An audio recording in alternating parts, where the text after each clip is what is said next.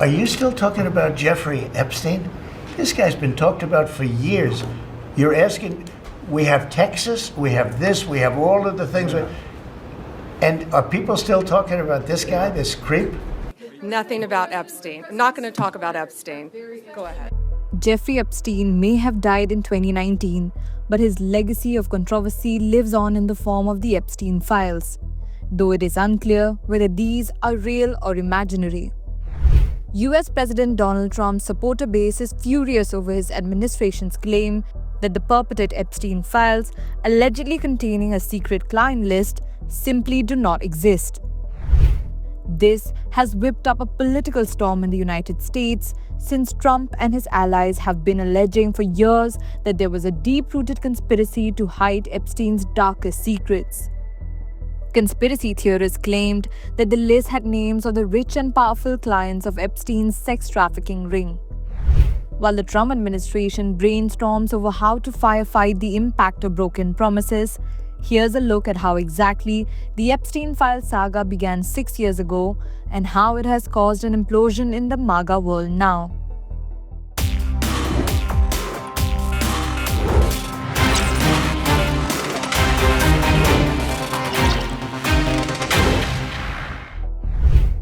On July 6, 2019, Epstein was charged with federal sex trafficking crimes. On August 10, 2019, Epstein was found dead in his cell at Manhattan's Metropolitan Correctional Center. On August 11, 2019, Trump shared a social media post with a conspiracy theory claiming the Clintons were involved in Epstein's death. Later, Trump tells reporters, "The question you have to ask is, did Bill Clinton go to the island? If you find that out, you're going to know a lot." On August 16, 2019, New York's chief medical examiner rules Epstein died by suicide via hanging, but his lawyers say they're dissatisfied. On August 2019 onwards, the slogan "Epstein didn't kill himself" begins to spread online, driven by right-wing commentary, including lawmakers and celebrities. On December 29, 2021, Ghislaine Maxwell, a British socialite and Epstein's former girlfriend, gets convicted of sex trafficking. On January 4th, in 2024, court documents identifying associates of Epstein were unsealed. Bill Clinton, Michael Jackson, and Donald Trump were named, but not accused of wrongdoing. On September 4th, 2024, Trump was asked whether he would declassify the Epstein files. He says yes and then adds, "Less so because you don't want to affect people's lives with phony stuff." On February 21st, 2025, Attorney General Pam Bondi tells Fox News the Epstein list is sitting on her desk for review. On February 27, 2025, the Department of Justice gives conservative commentators binders labeled "The Epstein Files Phase 1" with little new information. On June 5, 2025, Tesla CEO Elon Musk, during a public spat with Trump, writes on X, "Time to drop the really big bomb. Donald Trump is in the Epstein files. This is why they have not been made public." On July 7, 2025, the Department of Justice announces Epstein did not have a client list and no more files related to the case would be made public. The Department of Justice releases an 11-hour video of camera footage showing the outside of Epstein's cell on the day of his death. 1 minute of footage is missing. The Department of Justice and the FBI caused right-wing outrage. Laura Loomer accuses the Attorney General Pam Bondi of covering up child sex crimes. Netizens lash out at the Trump administration for the U-turn on the Epstein files, claiming a cover-up. On July 9, 2025, FBI Deputy Director Dan Bongino reportedly clashes with AG Bondi at the White House over the Epstein case.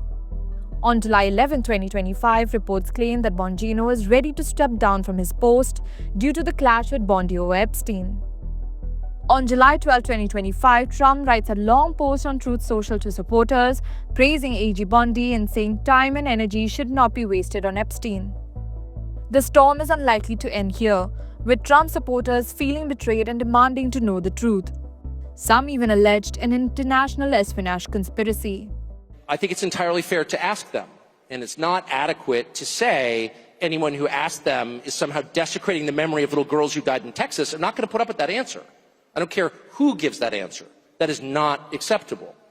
And I think the real answer is Jeffrey Epstein was working on behalf of intel services, probably not American. And we have every right to ask, on whose behalf was he working? How does a guy go from being a math teacher at the Dalton School in the late 70s with no college degree to having multiple airplanes, a private island, and the largest residential house in Manhattan? Where did all the money come from? And no one has ever gotten to the bottom of that because no one has ever tried. And moreover, it's extremely obvious to anyone who watches that this guy had direct connections to a foreign government. Now, no one's allowed to say that that foreign government is Israel because we have been somehow cowed into thinking that that's naughty. There is nothing wrong with saying that. There is nothing hateful about saying that. There's nothing anti-Semitic about saying that. There's nothing even anti-Israel about saying that. I've spent my entire life pretty much in Washington, where I knew and loved a number of people, including one very close person who worked at CIA. That has never prohibited me from saying, I think the CIA has done some horrible things, murdered a bunch of people, participated in the murder of a sitting U.S. president. It's got a whole trail of crimes.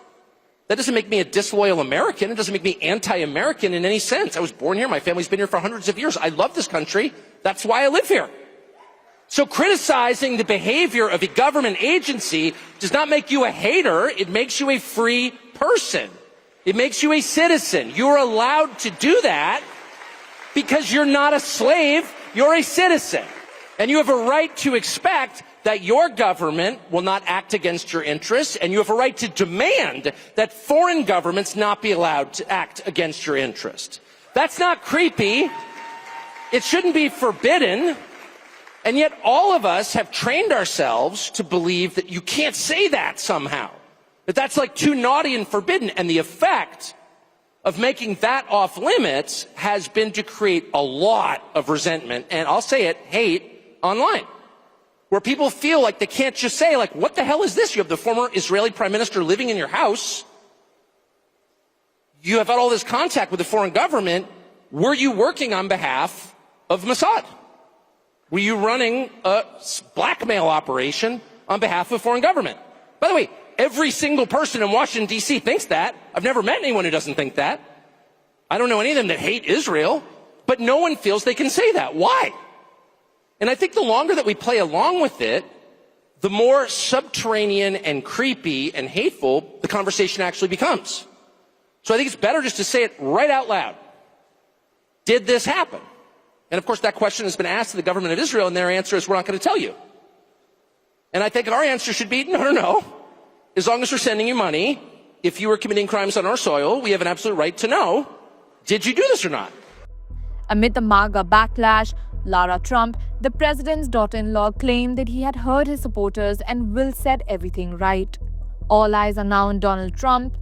Amid raging wars, trade conflicts, tariff uncertainties, and economic troubles, the biggest issue gripping American discourse right now is a set of files which might or might not exist. Will Trump be able to escape this quagmire of his own making, or will it end up swallowing his final term in office?